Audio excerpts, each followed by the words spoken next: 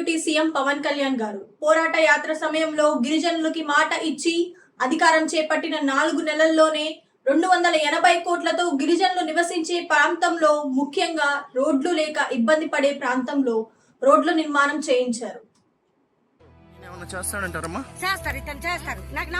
గర్భిణీ స్త్రీలు ఉన్నప్పుడు డోలి కట్టుకొని రావాలి ఇంత దూరం, మరి వీళ్ళకి ఏం చేయాలి? గర్భిణీ స్త్రీలకు ఇబ్బంది కలగకుండా ఉండాలి మనకి గిరిజన గ్రామాల్లో. పాలసీలు ఇలాగే పడతాయి. పాలసీ అనేది ఒక అన్యాయం జరుగుతున్నప్పుడు, ఒక అవసరం ఉన్నప్పుడు దాన్ని పబ్లిక్ పాలసీలలో ఇలా రూపుదిద్దుకుంటాం. సమస్యలు గుర్తించడమే కాదు, సమస్యలు పరిశీలించడమే కాదు, సమస్యల్ని అధ్యయనం చేయడమే కాదు, అలాగే ప్రజలకు న్యాయం జరిగే రీతిలో మేము ముందుకు తీసుకెళ్తామని మీ అందరికీ తెలియజేసుకుంటున్నాం.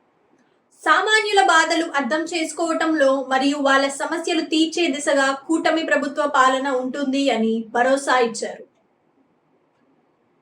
అరకులో సార్ నువ్వు రా మా ఊరికి రా అంటే ఎక్కడ అన్న 5-10 నిమిషాలు నడకను. అలా నడక 5 కాదు 7 కిలోమీటర్లు నడిపించారు లోపలికి, అడుగు లోపలికి. వాళ్ళు అడిగింది ఏం తెలుసా, బాబు మాకు తాగడానికి మంచినీళ్ళు లేవు బాబు, 3 కిలోమీటర్లు కిందకి దిగాలి, మట్టి జారిపోతా పడతాం వెళ్తా ఉంటాం అంటే, అమ్మ నేను చెప్పాను, అమ్మ నేను ముఖ్యమంత్రి కాను, నేను ఎమ్మెల్యేని కూడా కాదు, నేను నీకేం చేయలేను, నీ సమస్య వినగలను తప్ప అంటే, నాకు తెలుసు బాబు భవిష్యత్తులో నువ్వు అవుతావు కాబట్టి అందుకు చెప్తున్నావు.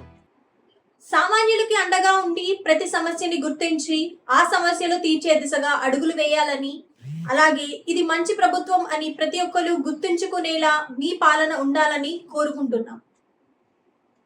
పోరాట యాత్ర అప్పుడు నేను అరకు తిరిగా, మారుమూలన్న అరకులో ఇంకా డోలీలు కట్టుకొని గర్భిణీ స్త్రీలను తీసుకొస్తారు, అది పోవాలి.